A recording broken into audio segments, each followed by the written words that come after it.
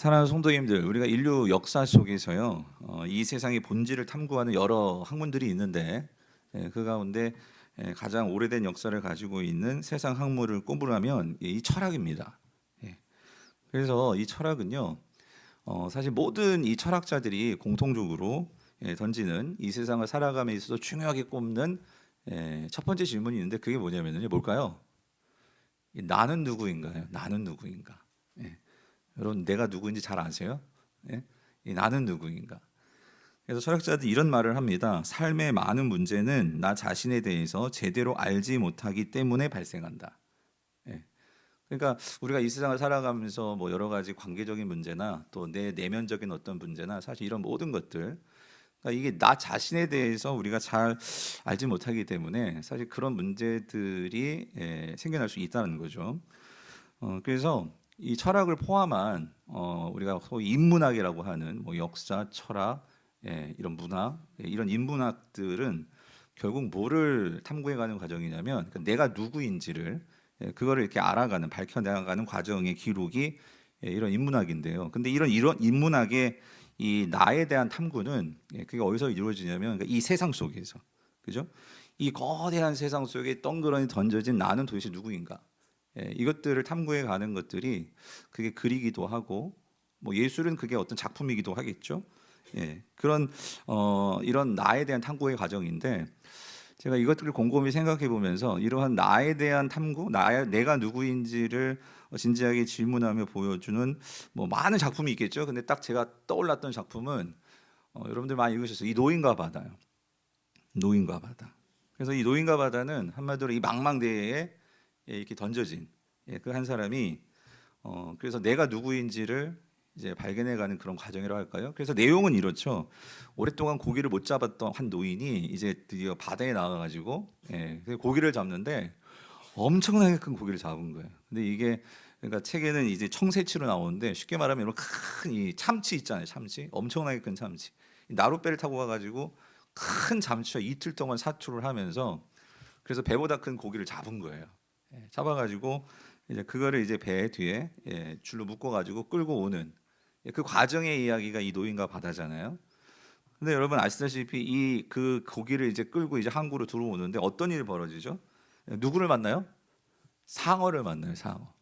그래가지고 이 상어하고 이 상어가 막 배를 엎치락뒤치락 그래서 죽네 사내하면서 또 그렇게 사투를 벌이면서 결국 거기서 살아남고 항구로 들어옵니다. 들어왔는데 딱 그 고기를 봤는데 그 큰 고기를 봤는데 잡은 물고기를 봤는데 어떻게 되었죠?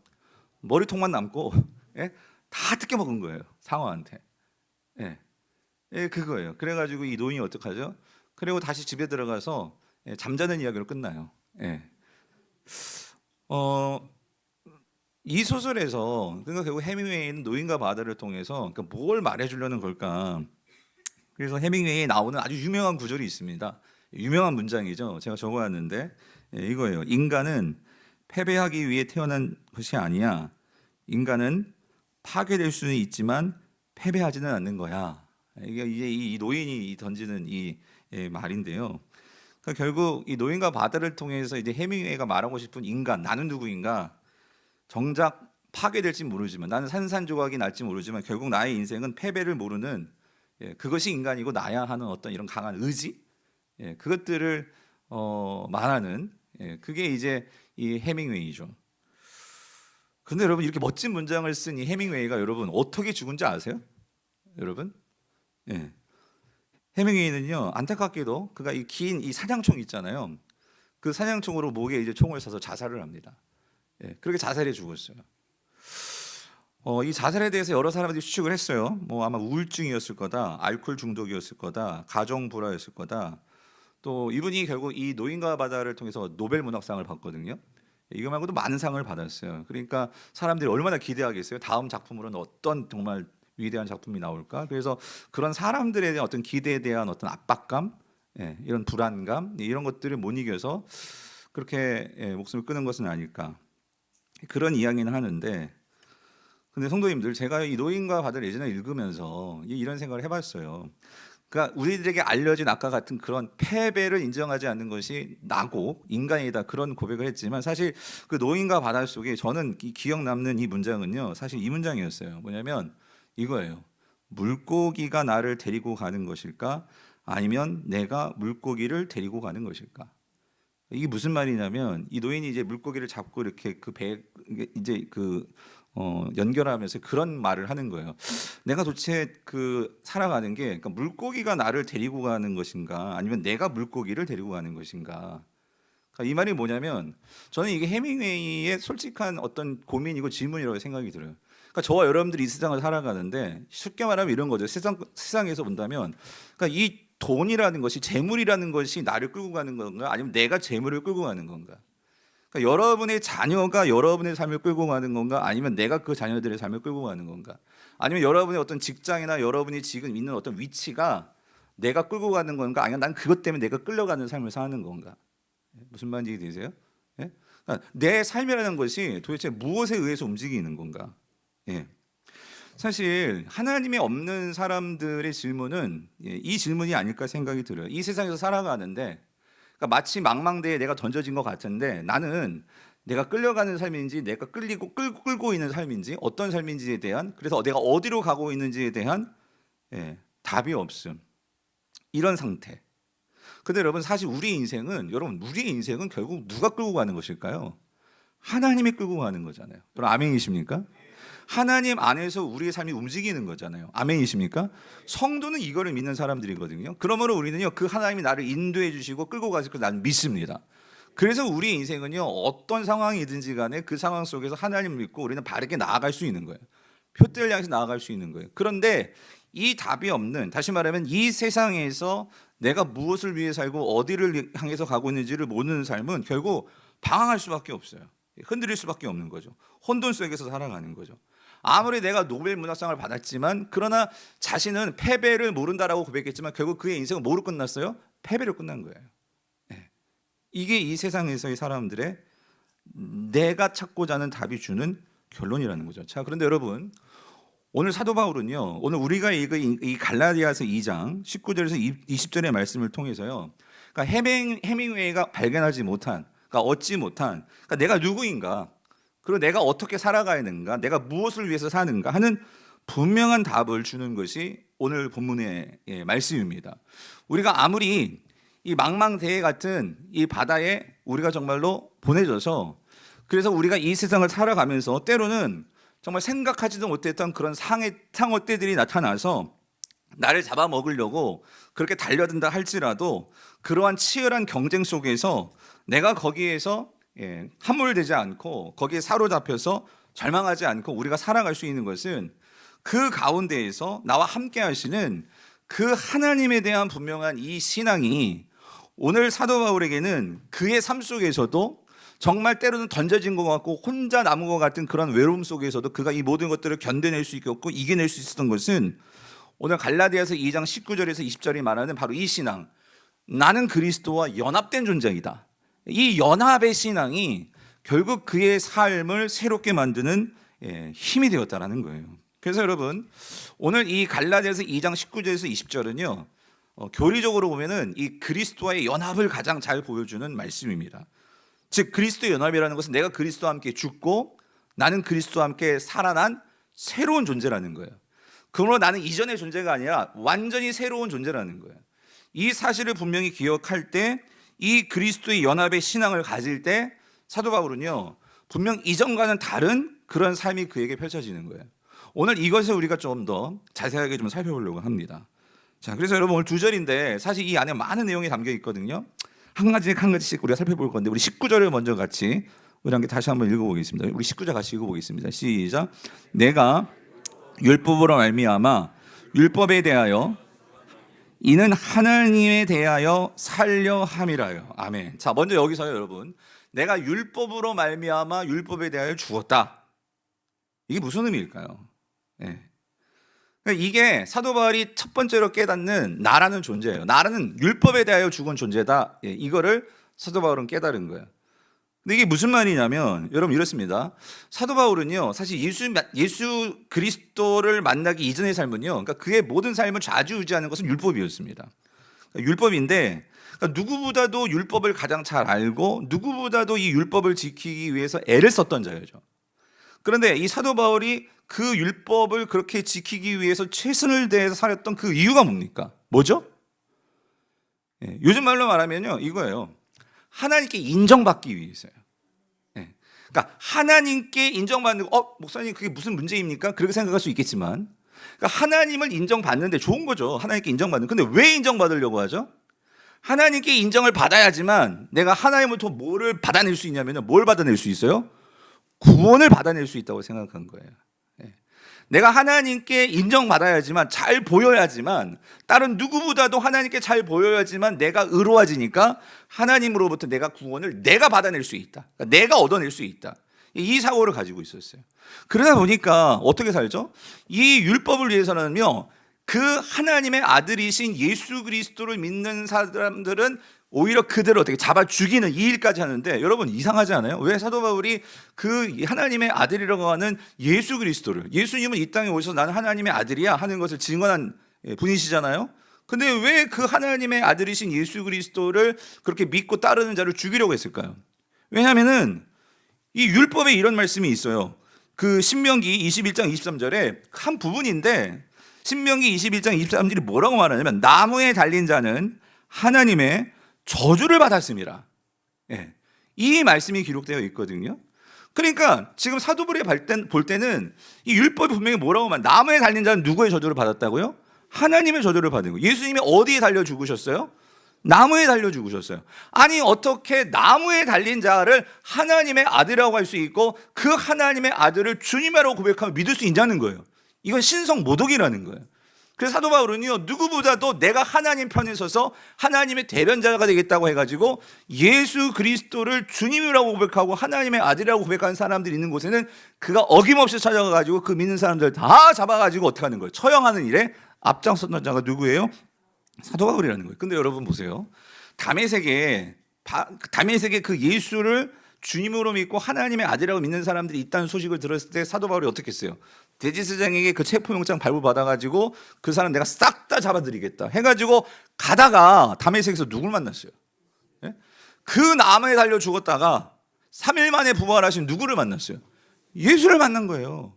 그래가지고 예수님이 그래, 너 왜 나를 그렇게 핍박하느냐 라고 했을 때 사도 바울이 거의 꼬꾸라진 거죠. 나는 나무에 달렸기 때문에 저주를 받은 자라고 생각했는데 그게 아니라 오히려 그 저주받은 자를 저주해서 하나님께서 다시 살리셔서 진짜 하나님의 아들이심을 드러낸 거예요. 그때부터 사도 바울은 궁금했던 거예요. 왜 율법에는 나무에 저주받은 자, 나무에 달린 자는 저주받은 자고 했었는데, 아니 왜 예수님은 그 나무에 달리셨고 왜 그분이 하나님의 아들이냐는 거예요. 그랬을 때 그는요 깨달은 게 있죠. 그 예수 그리스도를 만남으로 율법에 대한 생각이 완전히 바뀌어버린 거예요.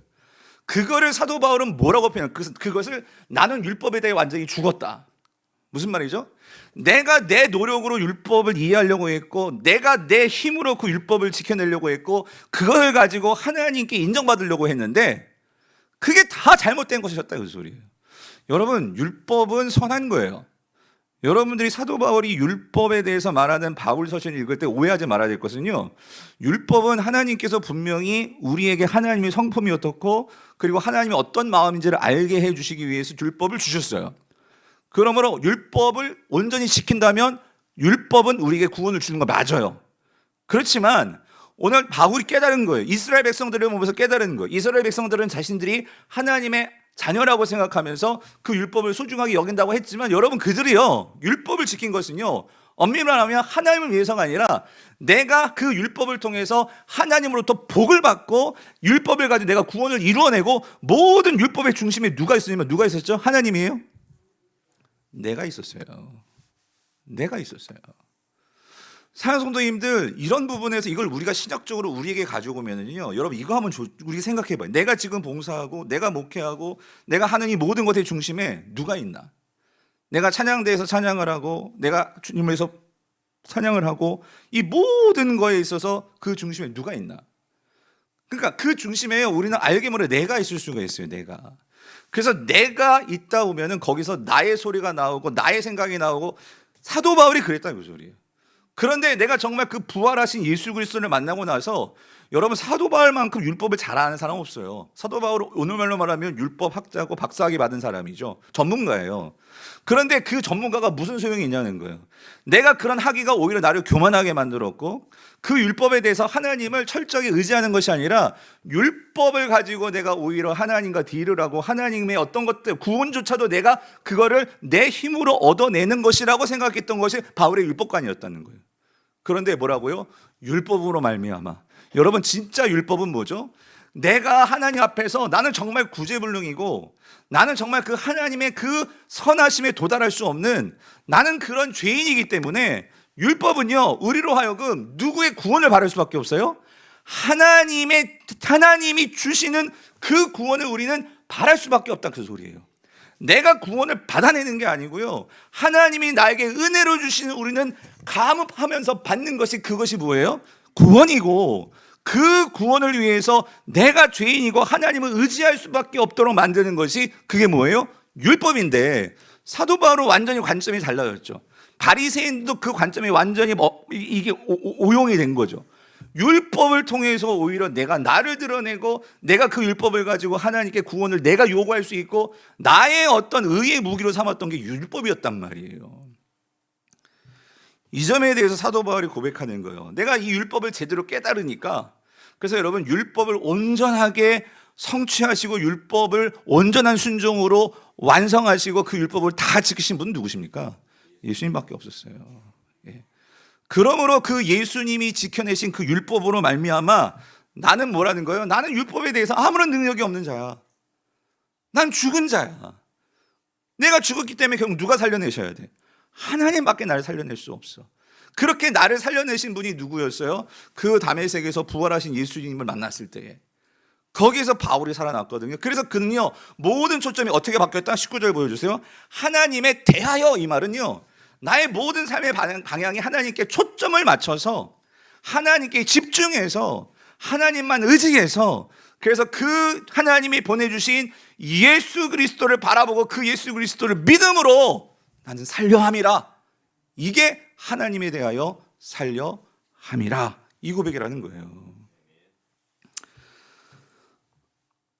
사랑하는 성도님들, 예수 그리스도가요, 그러니까 왜 나무에 달려 저주를 받으셨냐? 그게 뭐예요? 내가 이룰 수 없는 그 율법의 완성을 위해서 그 주님이 나를 대신해서 이러한 나의 이기심과 욕심과 탐욕과 이 모든 것들을 십자가에 다 가지고 올라가셔서 나를 대신해서 죽으심으로, 죄를 속량해 주심으로, 오늘 그 완전한 의를 이루심으로, 내가 그 예수님을 믿을 때 하나님은 그분의 의를 나에게 허락해 주시고, 오늘 내가 그 주님과 함께, 내가 주님과 함께 연합되어서 살아가는 그 새로운 살 길을, 예수님을 믿음으로 우리에게 이 구원의 새로운 길을 열어주셨다, 그 소리예요. 아멘이십니까? 그래서 여러분, 이러한 그리스도와 연합이 뭔지를 사도 바울은 이어지는 20절에서 분명하게 설명을 합니다. 그래서 그는 이렇게 얘기하죠. 20절 보세요. 20절 같이 한번 읽어볼게요. 시작. 내가 그리스도와 함께 십자가에 못 박혔나니 그런즉 이제는 내가 사는 것이 아니요 오직 내 안에 그리스도께서 사시는 것이라.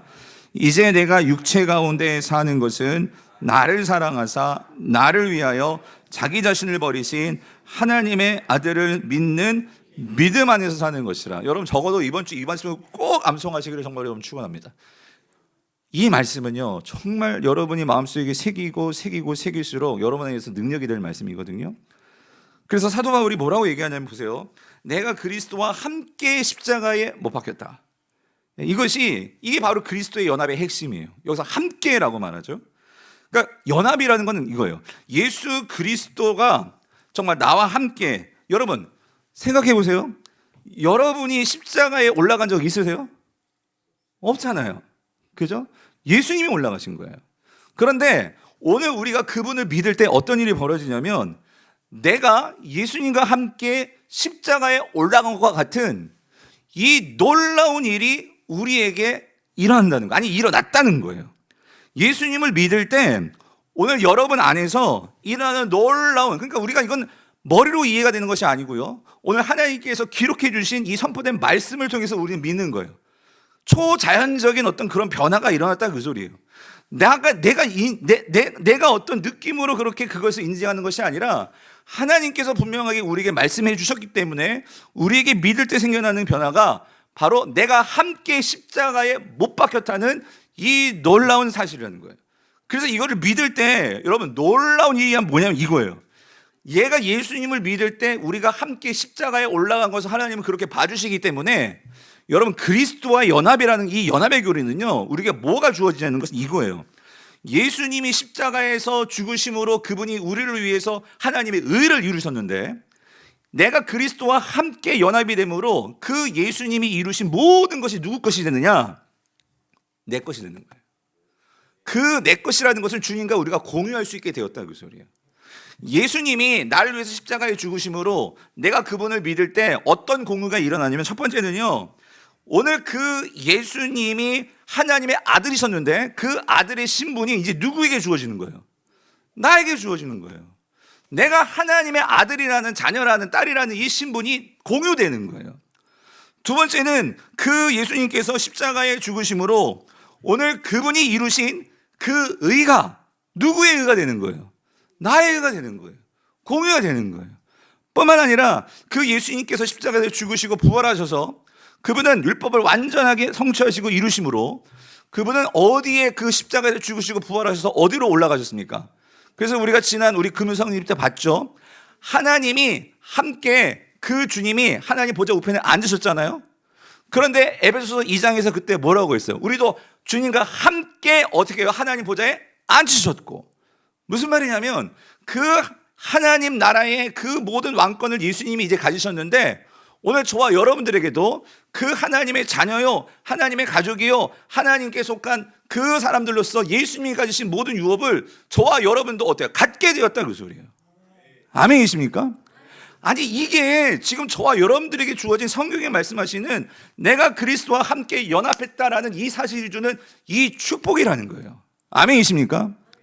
사랑하는 성도님들, 이거를 정말로 내가 믿는다면 사도 바울은요, 이것이 그 속에서 움직이고 이것이 분명히 믿어지니까요, 여러분 이 세상에 던져진다 할지라도, 상어떼가 그렇게 몰려온다 할지라도, 고기를 그렇게 뜯어먹는 세상 속에서 정말 그렇게 아웅다웅 살아가는 세상 사람들은 그 고기가 다 그렇게 뜯겨가지고 내가 뭘 먹고 사나 하면서 이렇게 인생이 허무하냐 이렇게 말할지 모르지만 사도 바울은요, 그의 인생 속에서 이러한 하나님이 나와 함께 하시고 이 영원한 그리스도와 연합이 내게 있다는 것을 확실히 믿을 때에 여러분 그의 삶은 어땠을까요? 그의 삶은 세상 사람들이 살아가는 삶과 그 삶의 방식이 근본적으로 다를 수밖에 없다는 거예요. 그래서 오늘 20절에서요, 여러분 우리가 주의 깊게 봐야 되는 건 뭐냐면요, 20절에 나라는 단어가 무수히 많이 나오거든요. 근데 여기서 이 나라는 단어는 다 똑같은 나지만 이게요, 예수 믿기 이전의 나와 예수 믿을 이후의 나는 완전히 다른 나다 그 소리예요. 그래서 오늘 여기요, 처음에 내가 그리스도와 함께 십자가에 못 박혔다라고 했을 때 여기 보십시오. 여기서의 첫 번째의 나는요, 이건 어떤 나일까? 예수 믿기 이전의 나예요. 그죠? 그 이전의 나는 어떤 나예요? 이 나는요, 그야말로 세상 속에서 예전의 방식대로 그렇게 살아왔던 나예요. 그래서 여러분 금요 성령 집회 때 우리가 에베소서 2장을 봤잖아요.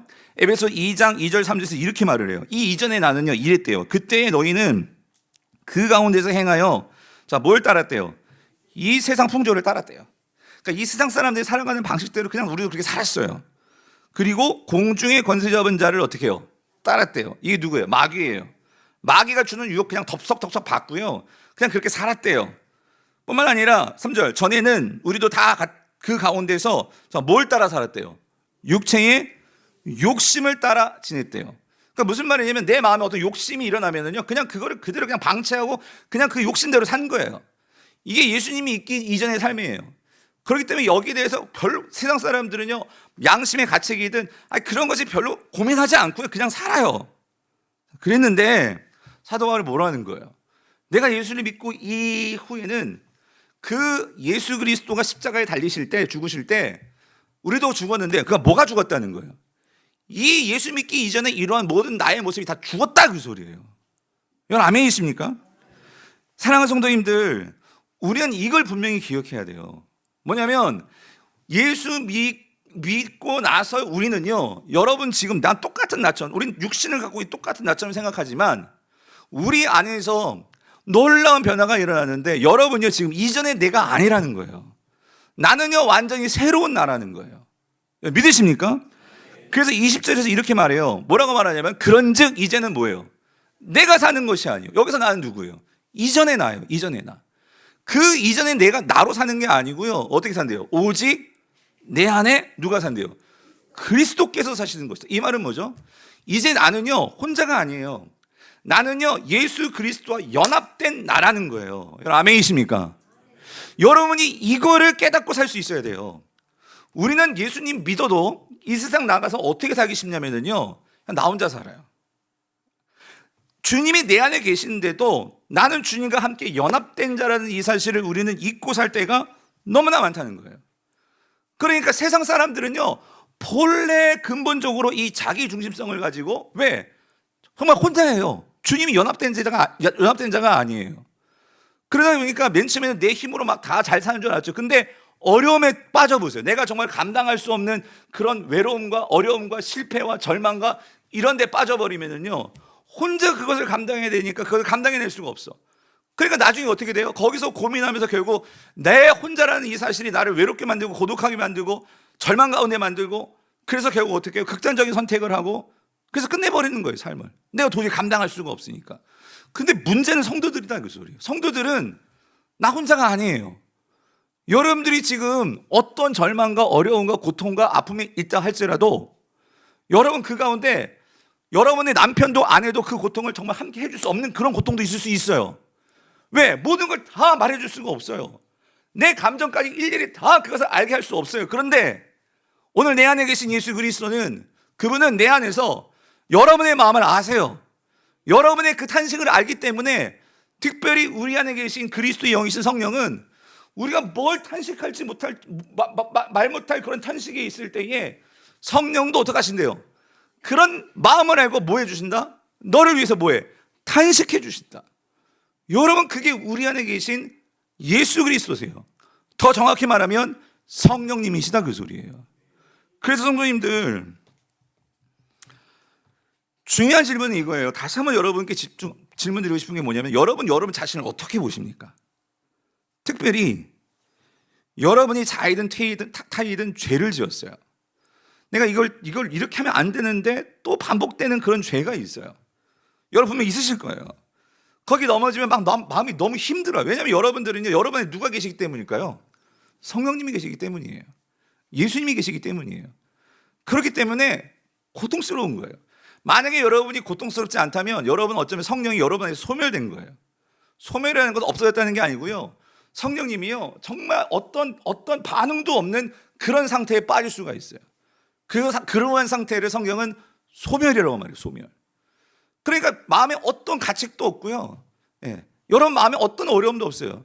그런데 성도인데도 막 그런 죄를 막 짓는 거예요. 계속 반복해서 짓는 거예요. 여러분 그거는요 성령과 여러분의 교제가 없고 성령과의 어떤 교통이 없는 거예요. 왜 우리가 사도신경에서 그 성령의 교통을 믿사오며, 여러분 그 의미가 뭐예요? 성도에 있어서 가장 중요한 건 성령과의 교통이란 말이에요. 교통.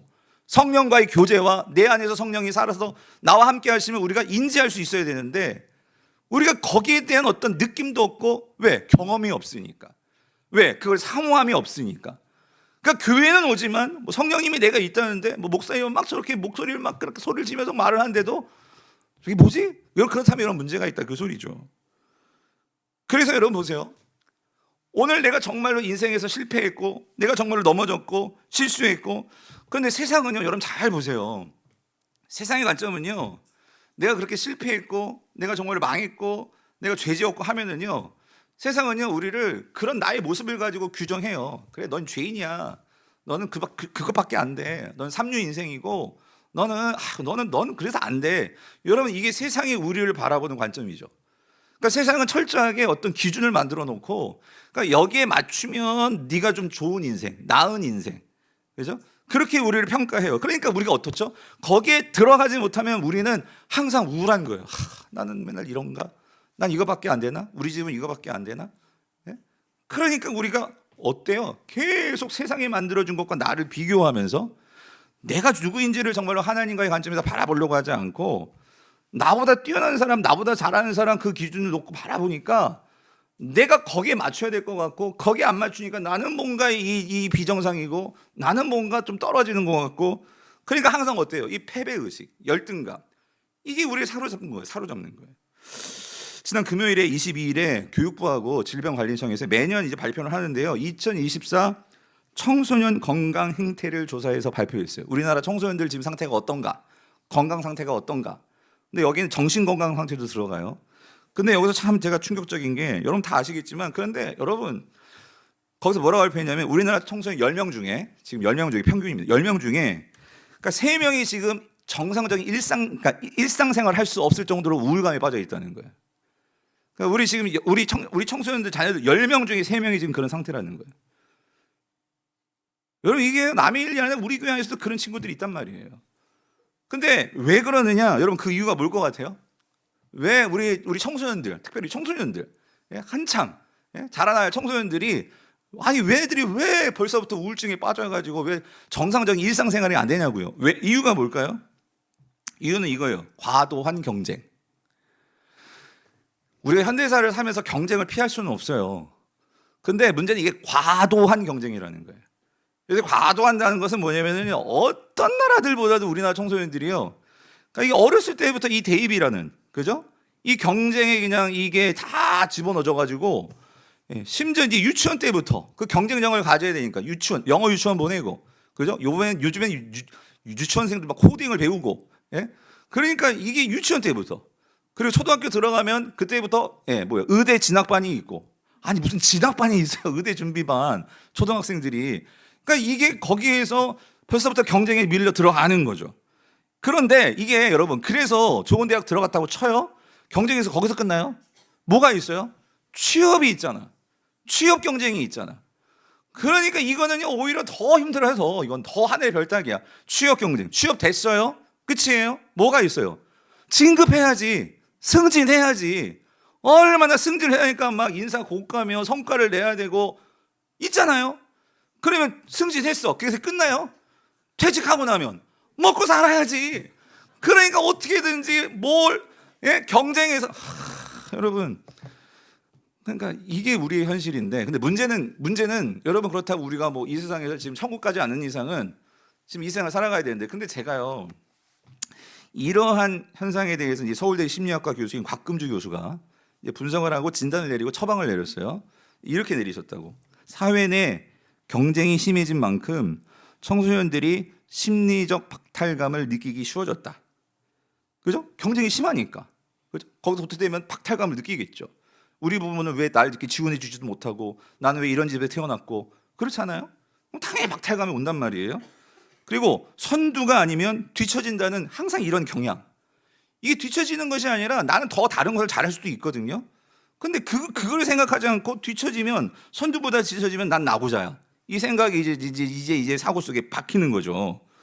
그래서 이분이 내리는 처방은 뭐냐 이거예요. 이 점에 대해서 다른 사람과 비교하지 않는 것이 중요하다. 스스로 어떤 삶을 살 것인지 가치를 정립해 나가는 시간이 필요하다. 머리가 복잡할 때는 몸을 움직여 활동하는 게 도움이 된다예요. 여러분 어떻게 생각하세요? 저 이거 읽고 웃었어요. 왜 웃었냐면 이분의 얘기가 틀렸다는 게 아니고요. 맞는 얘기인데 여러분 생각해 보세요. 다른 사람과 비교하지 않는 거 맞죠? 그런데 지금 우리 아이들이 있는 학교와 이 세상과 심지어 가정 안에서도 이게 비교하는 구조인데 아니 내가 비교를 안 하려고 했는데도 자꾸 비교를 당하게 만들고 비교를 끌고 가는데 아니 어떻게 비교를 안 합니까? 뿐만 아니라 내가 어떤 삶을 살 것인지 가치를 정립해 나가는 시간이 필요하다. 맞아요. 좀 모든 걸 내려놓고 도대체 내가 뭘 위해서 살아야 되는지 내가 누구인지 어떤 의미인지를 생각해야 되는데 얘네들이 그럴 시간이 있어요?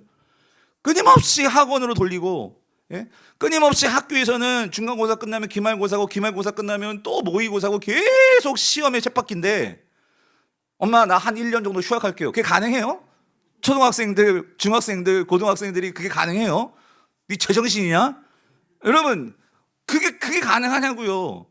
이런 세상 속에서 끊임없이 이러한 이 마치 노인과 바다 그 망명대에 어떻게 고기를 잡아야 성공하는데, 정말 그 큰 고기를 잡았는데도 그 상어떼가 몰려와가지고 그걸 다 뜯어먹는 게 이 세상인데, 이 세상에서 어떻게 우리 자녀들이요, 아니 여러분들도 마찬가지잖아요. 우리가 어떻게 나라는 이 존재를 정말 이렇게 깡그리 뭉그러뜨리는 이 세상 속에서 진짜 그야말로 자존감을 가지고 우리가 어떻게 나를 이렇게 세우며 살아갈 수 있냐는 거예요. 여기에 대해서 사도 바울이 내리는 답은요, 성경이 주는 답은 이거예요. 내가 그리스도와 함께 십자가에 못 박혔나니. 무슨 말이냐면 이 세상이 나를 규정해주는 그런 모든, 예수 믿기 이전에 그런 모든 것들을 다 십자가에 못 박으라, 그 소리예요. 세상이 규정해주는 그것이 너의 모습이 아니라는 거예요. 내 혼자서 율법 지키고 율법을 열심을 내가지고 하나님께 인정받아서 구원받는 그런 존재가 너희들이 아니라는 거예요. 그런 이 내가 주도하는 그런 모든 세상의 그런 가치와 논리와 방식과 이 모든 것들은, 그런 나는요, 이제 너희는 십자가에서 그 나는 죽었어. 그럼 난 누구야? 이제는 내가 그리스도와 함께 내가 사는 것은 오직 내 안에 누가 사신대요? 그리스도가 사신다, 그 소리예요. 여러분, 우리가 이 세상에 비교당하지 않고 비교하지 않고 살려면 여러분 뭐가 보여야 되냐면요, 내가 보이는 것이 아니라 내 안에 누가 사신다고요? 예수 그리스도가 사시는 것이 보여야 된다, 그 소리예요. 내 안에 모든 것의 주인 되시고 모든 것을 주관하시며 모든 것을 아시고 인도하시는, 내가 지금 비록 시험에 떨어졌고 내가 정말 인사고과에서 떨어졌고 사람들에게 무시당하고 있는지 모르겠어요. 그런데 그걸 바라보면 우리는 자꾸 초라해져요. 이 목사도 여러분 저라고 비웃이 없겠어요? 저보다 설교 잘하고 목회 잘하시고 하는 분 보면 때로는 하나 뭐지? 이런 생각이 들 때가 있어요. 그런데 여러분, 그러면 시골교회에 있는 목사님들은요, 개척교회 하는 목사님들은요, 그러면 그런 목사님들은 비교의식 생길 수 있지 않을까요? 여러분, 우리 살아가면서 누구나 다 이런 것이 사로잡혀서 살면은요, 우리는요, 하나님이 안 보이니까, 내가 보이니까 거기서 절망하고 거기서 열등감에 빠지고, 저도 그럴 수 있고 여러분 다 그렇게 될 수 있어요. 그러면 이것들을 탈피하려면, 아니 어떻게 남들과 비교하지 않고 어떻게 사냐고요. 말은 맞아요. 어떻게 우리가 나 자신을 정말 내가 누구인지 어떻게 그걸 아냐고요. 여러분, 몸을 움직인다고 운동하면, 농구하면 그게 보여요? 그게 아니잖아요. 뭐가 보여야 돼요? 이전에 나는 죽었고 내 안에 지금 누가 계세요? 예수님이 살아계신단 말이에요. 그게 보여야지. 그게 보여야 오늘 내가 이 인생을 혼자 살아가는 것이 아니고, 이 망망대에 내가 혼자 있는 것이 아니고, 때로는 내가 그렇게 열심히 고기를 잡았지만 상어떼들이 와가지고 뜯어 먹을 수도 있어요. 그게 중요한 게 아니라, 그러한 모든 상황 속에서 누가 나와 함께 해주셨어요? 하나님이 함께 하시고 내 안에 예수가 살아계시고, 더 정확히 말하면 성령님이 나와 함께 하신단 말이에요. 그게 보여야죠. 그게 보여야죠. 그래서 성도님들, 여러분 꼭 기억하세요. 여러분들이 죄를 범하고 넘어졌을 때, 넘어질 수 있어요. 저도 넘어져요. 내가 실수할 수 있어요. 여러분이 그럴 때 사람들은 손가락질 거야. 어떻게 너 그럴 수가 있냐고. 집사인데 어떻게 그럴 수 있냐. 장로인데 어떻게 그럴 수 있냐. 목사가 어떻게 그럴 수 있냐고. 그러면 안 되죠. 그런데 사단이요, 그럴 때 우리를 어떻게 하냐면요, 사단이요, 그런 기회를 포착하고 찾아와가지고요, 너는 그런 존재야, 넌 그런 목사야, 그런 장로야, 집사야, 넌 거기밖에 안 돼. 그러면서요, 막 나를 어떻게 해요? 막 비하시키고 막 고통스럽게 만든단 말이에요. 근데 하나님은요, 여러분, 그런 모습, 내가 죄 지어가지고 넘어진 그 모습을 바라볼까요? 그 모습을 보고 여러분들을 버리실까요? 여러분들 난 너희들 사랑 안 해, 그렇게 말씀하실까요? 그렇게 말씀 안 하세요. 왜? 내 안에 누가 계세요? 하나님이 사랑하신 그 아들 예수 그리스도가 떠나지 않고 계신단 말이에요. 그 예수 그리스도가 나를 변화시킬 거란 말이에요. 나를 인도하실 거란 말이에요. 그 하나님 나라까지 나와 함께 해주실 거란 말이에요. 그 예수가 계신데 어떻게 우리를 버리시냐고요. 하나님은요, 우리를요, 그런 세상의 인사고가라 같이 평가해서 그렇게 나를 사랑하시는 것이 아니라, 주님은 이거 보세요. 네 안에 누가 있니? 예수 그리스도가 계시면 너는 내 가족이고 넌 이미 나의 것이고 난 널 결코 떠나지 않아. 난 너와 함께해. 여러분, 그분이 우리 하나님이십니다. 그러면 여러분, 절대로 남들과의 비교와 이 세상이 주는 어떤 그런, 여러분, 그런 지옥 속으로 여러분을 내몰지 마세요. 하나님은 이미 지옥에서 여러분들을 구원하셨어요. 그런데 왜 우리가 또 그런 세상이 만든 그 지옥 속에 갇혀가지고 왜 그런 고통 속에서 살아가냐 말이죠. 그래서 여러분, 사도 바울은요 우리에게 이걸 말해요. 우리 안에 뭐가 보여야 되냐면 보배가 보여야 된다. 그래서 여러분, 고린도후서 4장 6절 8절 같이 한번 읽어볼게요. 시작. 어두운 데에 빛이 빛이라 말씀하셨던 그 하나님께서 예수 그리스도의 얼굴에 있는 하나님의 영광을 아는 빛을 우리 마음에 비추셨느니라. 우리가 이 보배를 질그릇에 가졌으니 이는 심히 큰 능력은 하나님께 있고 우리에게 있지 아니함을 알게 하려 함이라. 우리가 사왕으로 우겨쌈을 당하여도 쌓이지 아니하며 답답한 일을 당하여도 낙심하지 아니하며. 여러분, 아니 내가 지금 사방에 우겨쌈을 안 당한 게 아니라 당했어요. 근데 어떻게 그런 상황 속에서 쌓이지 않은 것처럼 살아갈 수 있고, 내가 답답한 일을 당했어요. 근데 어떻게 그런 상황 속에서 낙심하지 않고 살아갈 수 있냐고요. 어떻게?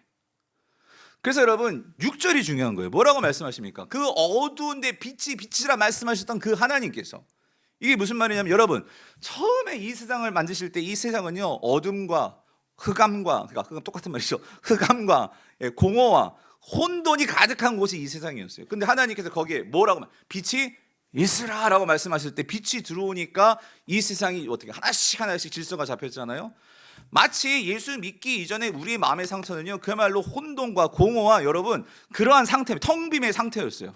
아, 자꾸 똑같은 말을 반복하네. 예? 창세기는 그렇게 뭐라고 말하죠? 흑암과 공허와 혼돈. 예, 이 세 가지가 우리 상태였단 말이에요. 그런데 여러분, 그러한 우리가요, 여러분이 지금 예수 믿고 나서도 여러분이 내 마음이 그럴 수 있어요. 뭔가 텅 빈 것 같고, 뭔가 이렇게 혼돈스럽고, 자꾸 이렇게 어두운 감정이 자꾸만 들고 그럴 수 있어요. 근데 여러분, 거기에서는 뭐가 들어와야 돼? 빛이 들어와야 되는데, 이 말은 뭐냐면요, 뭐가 보여야 돼? 그 예수 그리스도의 얼굴에 있는 하나님의 영광의 그 빛을 볼 수 있어야 된다, 그 소리예요. 우리 안에 예수 그리스도가 들어오셨는데, 그 예수 그리스도는 빛을 발할 수 있는 분인데, 여러분 안에서 그 빛이 비춰질 때에, 그 예수 그리스도가 여러분의 눈으로 보여질 때에 우리는 뭘 깨닫는, 나는 질그릇 같은 아무것도 아닌 존재예요. 그런데 그런 질그릇에 뭐가 있다고요? 보배가 있다. 네? 세상 사람들은 그걸 모르니까, 세상 사람들은 그런 걸 모르니까 나의 진가를 몰라. 그런데 내 안에 누가 있어요? 정말 이러한 예수 그리스도가 그 빛을 발하면 내 안에 있는 것을 나는 알기 때문에 사도 바울은요 그래서 기죽지 않고, 열등감에 빠지지 않고, 흔들리지 않고, 그러니까 그 예수 그리스도가 분명히 보이는 삶이냐 아니냐, 여러분 보이십니까? 여러분 안에 그 예수 그리스도의 빛이 어느 정도 빛나십니까? 촛불 정도로 비치십니까? 아니면 정말, 아니 이런 빛이 아니라 그 태양빛 같은 그러한 빛으로 내 안에서 비춰진다면 여러분 어떻게 어둠이 존재할 수 있겠냐고요. 그래서 우리는요 이거를 구해야 된다, 그 소리예요. 그래서 오늘 20절 뒷부분 보면은요 사도 바울이 그래서 이거를 말하죠. 그렇게 예수 그리스도가 이제 내 안에 계시는데 그걸로 끝나면 안 되고요, 우리 안에서요 우리의 모든 어두움과 이런 모든 열등과 이 모든 것들을 다 몰아낼 수 있는 것은요 이게 있어야 돼요. 뭐냐면, 이제 내가 육체 가운데 사는 것은 나를 뭐예요? 사랑하사 나를 위하여 어떻게 해요? 자기 자신을 버리신 하나님의 아들을 믿는 뭐예요? 믿음 안에서 하는 것이라는 거예요. 여러분 여기서 왜, 여러분 사도 바울은요 그냥 단어를 쉽게 쓰는 사도가 아니에요. 믿는 믿음이라고 했죠. 그 첫 번째 믿음은요, 우리가 예수 그리스도가 내가 그리스도 안에 십자가에 죽었음을 믿을 때 우리 안에 누가 들어오시냐면 성령이 우리 안에 들어오세요. 그래서 그 성령이 내 안에 거하십니다. 그렇죠? 이건 하나님의 은혜예요. 그래서 그 성령이 떠나가지 않으십니다. 그런데 문제는 그 다음이 문제예요. 뭐냐면, 그렇게 믿음을 통해서 성령이 들어오셨는데 그 성령을 가지고 우리가 어떻게 하냐면, 그 믿음 안에서 우리가 어떻게 해야 돼? 살아야 돼. 여러분, 믿음 안에서 살아야 돼. 이 말은 뭐냐면, 여러분은 이미 성령의 능력을 다 가지고 계신 분들이에요. 아멘이십니까? 근데 문제는 그 성령의 능력이 나타나요, 안 나타나요? 이게 문제다, 그 소리예요. 그래서 잘 보세요. 자, 갈라디아서 5장 16절 18절에 보면 이렇게 말합니다. 내가 이르노니, 그래서 말하는 거예요. 성령이 우리 안에 있잖아요. 그러니까 성령을 따라 어떻게 하래? 행하래. 그러면 육체의 욕심을 어떻게 해요? 이루지 않을 수 있다. 왜 그러냐면 17절, 육체의 소욕은 성령을 거스르고 성령은 육체를 거스르나니 이 둘이 서로 대적함으로 너희가 원하는 것을 어떻게 해요? 하지 못하게 한대. 그러니까 우리 안에요, 이 두 가지 소요. 우리가 아직 이 썩어질 몸이 있기 때문에 이 몸은요 옛날 방식에 좀 익숙해져 있어요. 근데 성령님이 우리 안에 계시잖아요. 근데 우리 육체는 옛날 걸 자꾸 이렇게 돌아가려고 하는 습성이 있어. 마치 이스라엘이 구원 받았는데도 애굽의 그 치즈와 우유와 옛날 먹었던 거 자꾸 생각나서 우리가 어디로 돌아간대? 애굽으로 돌아가기 때문에. 이게 우리의 육체의 모습이에요. 그런데 성령은 뭐예요? 우리가 나아갈 방향, 앞으로 우리가 어디로 가야 되는지에 대해서 그 약속의 땅을 바라보게 하시는 분이 성령이잖아요. 그러니까 이 성령이 항상 우리 안에서 이 갈등을 일으키는데, 그런데 여러분, 오늘 우리 안에 성령이 있어서 그 성령의 나를 사랑하심. 그러니까 오늘 20절 다시 한번 보면은요, 20절에 이렇게 말하잖아요. 여러분, 우리가 성령의 충만함과 성령을 따라 살 수 있는 그 능력은요, 내가 성령을 따라야지, 내가 성령과 함께 살아야 이런 의지보다 더 중요한 게 뭐냐면요, 이거예요. 뭐라 말했냐면 바울은 이렇게 말하죠. 육체 가운데서 사는 것은, 그러니까 이 육체는 항상 육체의 욕심으로 우리를 이렇게 이끌려고 하는데, 그런 육체 가운데 사는 것은 나를 뭐예요? 여기 밑줄 그으셔야 돼. 나를 사랑하사, 나를 위하여 자기 자신을 어떻게 하셨다고요? 버리셨다고요. 하나님의 사랑의 깊이와 넓이와 높이를 우리가 깨달으면 깨달을수록 우리는 누구의 인도함을 받을까요? 성령의 인도하심을 받습니다. 그래서 기독교는요, 십자가를 놓을 수가 없는 거예요. 여러분이 십자가의 깊이를 알면 알수록 여러분은 성령 충만해지는 거예요. 내가 무슨 기도원 가지고 그 기도원에서 소나무 뿌리 하나 뽑아가지고 성령 충만되는 게 아니고요, 정말 하나님의 사랑이 무언지를 알고 가서 나무를 뽑아야 되는 거예요. 그 사랑이 얼마나 큰지를 내가 알면 알수록 우리는 거기서 어떤 마음이 들어요? 나를 위해서 자기 자신을 버리신 그 하나님을 내가 버릴 수가 없어요. 그 하나님의 말씀을 어길 수가 없어요. 그 하나님을, 정말 그 예수님을 우리는요, 믿음 안에서 우리는 그분을 더 의지하게 된다, 그 소리예요. 여러분, 이게 성령 충만입니다. 그래서 갈라디아서 5장 22절 26절 이렇게 말하죠. 오직 성령의 열매는 뭐래요? 사랑과 희락과 화평과 오래 참음과 충성과 온유와 절제니 이 같은 법을 뭐래요? 이 같은 것을 금지할 법이 없단 말이 무슨 말이에요, 여러분? 여러분, 여기 나와 있는 성령의 열매는 여러분 몇 가지가 있으세요? 근데 여러분 몇 개 있어요? 여러분 안에 몇 개 있어요? 다 있어요. 다 있는데 그게 뭐 한 거예요? 아직 나오지를 않는 거예요. 하나님 분명히 말씀하세요. 이거 반드시 다 나올 거예요. 이 같은 것을 뭐 할 수가 없다고요? 금지할 법이 없다. 성령의 열매는 사실 9가지가 아니고요, 성령 하나에서 나타나오는 거예요. 우리에게 다 있어요. 그 다 있는데 여러분, 이게 다 나오려면, 그래서 24절 이걸 말하는 거예요. 그리스도 예수의 사람들은 어떻게 해요? 육체와 함께 그 정욕과 탐심을 어디에 못 박았다? 십자가에 못 박았다. 예수 그리스도와 함께 내가 십자가에 못 박혔나니, 그러니까 내가 자꾸만 세상의 생각이 들 때는 우리는 선포해야 돼요. 그 모든 것들은 죽었어.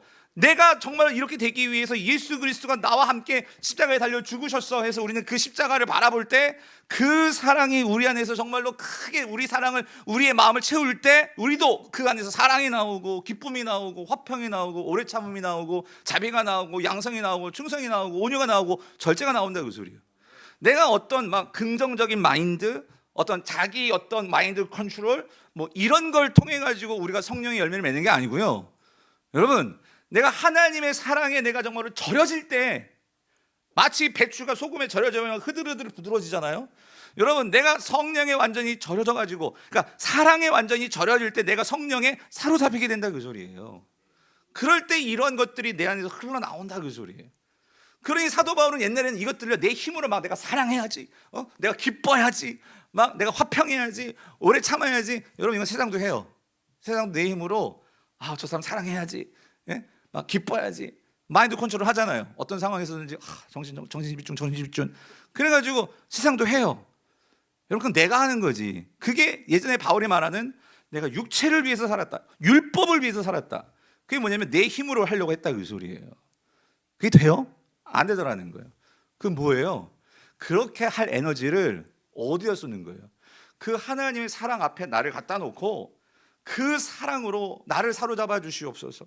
그 사랑을 내가 묵상하고 그 마음에 주님의 사랑으로 채워지는 성령의 도우심을 구할 때, 그래서 여러분 어떻게 된대요? 25절. 만일 우리가 성령으로 그렇게 살면 우리가 어떻게 된다고요? 당연히 성령으로 뭐 한대?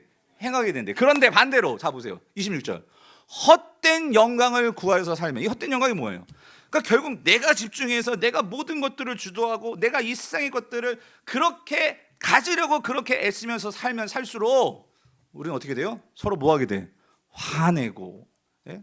시기하고, 예? 그렇게 산다 그 소리예요. 예. 말씀을 맺겠습니다. 성도님들, 만약에 여러분들 오늘 말씀드린 이 모든 것들을 내가 믿음으로 여러분이 내 안에 계신 그 밝히 빛나는 예수 그리스도를 선명하게 분명하게 보면 볼수록 여러분의 삶 분명히 달라지실 거예요. 예. 내가 무엇을 내 힘으로 해야지가 아니고, 주님 내 안에 계신, 여러분 내 안에 계신 예수 그리스도를 보여달라고 여러분 그걸 구하십시오. 그래서 성령님은 내 안에서 그 예수 그리스도가 누구신지를 깨닫도록 도와주시는 분이 성령님이세요. 그리고 그 성령님은 그 예수님이 하신 말씀에 그래서 여러분이 더 관심을 갖게 만들고, 그래서 성경을 더 보게 만들고 알게 하려고 만들고, 그렇게 우리를 인도해 가시는 분이 성령님이세요. 그러니까 여러분들이 내가 예수님이 누군지도 모르고 예수님에 대한 관심이 없다면 여러분 어떻게 그 성령님이 우리 안에서 역사하시겠습니까? 그러므로 오늘 우리 안에서 그 예수 그리스도가 깨달아지는 기쁨, 예수 그리스도가 내 안에서 어떤 일을 행하셨는지를 알면 알수록 우리는 진짜 예수님을 담아가지고 예수님을 닮아간다 그 소리예요. 이런 역사가 성령께서 그렇게 되어도록 우리를 인도해 가신다 그 소리예요. 바라기는 저와 여러분 삶 속에 우리는 예수와 연합된 자들로서 이런 은혜가 이미 있고, 그래서 그것들을 누리면서 오늘 세상 속에서 어디로 보내진다 할지라도, 망망대해라 할지라도, 상어떼들이 막 물고 뜯고 막 그런 곳에 내가 놓여진다 할지라도 여러분 자신감을 갖고, 왜요? 내 안에 누가 계시니까? 예? 성령님이 계시니까, 그리스도가 함께 하시니까 이 믿음을 가지고 살아가시는 저 여러분 되시기를 축원합니다. 그래서 오늘 이 찬양